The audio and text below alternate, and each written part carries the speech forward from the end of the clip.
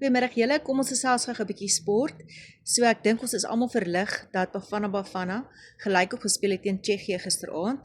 So dit maak dat hulle nog steeds 'n kans het om wel te kan kwalifiseer vir die volgende ronde van die FIFA Wêreldbeker. Dan natuurlik die Suid-Afrikaanse vroue wat hulle eerste wen by die T20 cricket aangeteken het toe hulle vir Pakistan met 2 paaltjies gewen het. Nou die van julle wat die wedstryd gekyk het, sal met my saamstem. Dit was aanvanklik het dit baie maklik gelyk, maar mens moet die Pakistan onderskat nie en hulle het behoorlik geveg tot die einde toe. Dankie tog ons het daar die wen. So Sondag se wedstryd teen Indië baie belangrik aangesien daar net 2 groepe by die cricket is en van die 6 spanne in elke groep kwalifiseer slegs die boonste 2 spanne.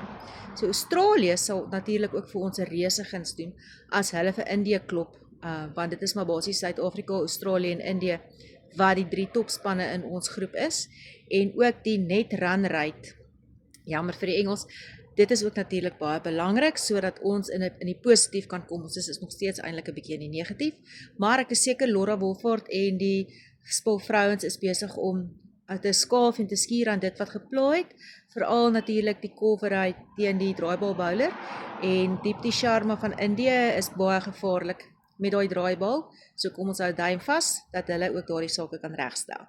En dan, Bok Friday het vandag weer begin, vir die wat nie geweet het nie, so die Springbokke begin hulle internasionale seisoen môre middag, eerste 12 uur, môre middag in Kebega, speel Suid-Afrika A-span teen Zimbabwe, natuurlik 'n spul opwindende jong onder 21 spelers wat gekies is vir daardie span, met hier en daar 'n gesoute ou soos Lukhanyo Am, net om dinge, ek dink in die regte rigting te stuur.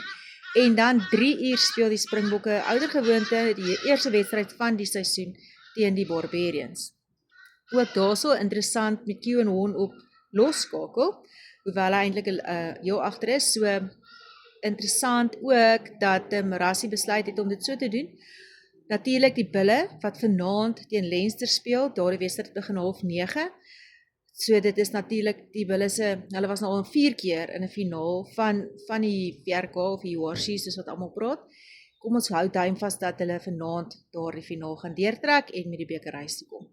En dan nou, soos ek gesê het, Sondag is dit die cricket teen Indië, volgepakte naweek met heerlike sport en baie ander sokker wêreldbeker wedstryde ook tussendeur. So geniet dit baie en dan ook net sterkte aan die skool waar ek netbal afrig. Hulle onder 15s speel nog die naweek Nekai Motsepe reeks. Dit is die provinsiale toernooi vir die onder 15 spanne in die land. Hulle begin eers provinsiaal speel en dan natuurlik later die SA's, maar ons hou nog duim vas vir hulle ook. Lekker bly.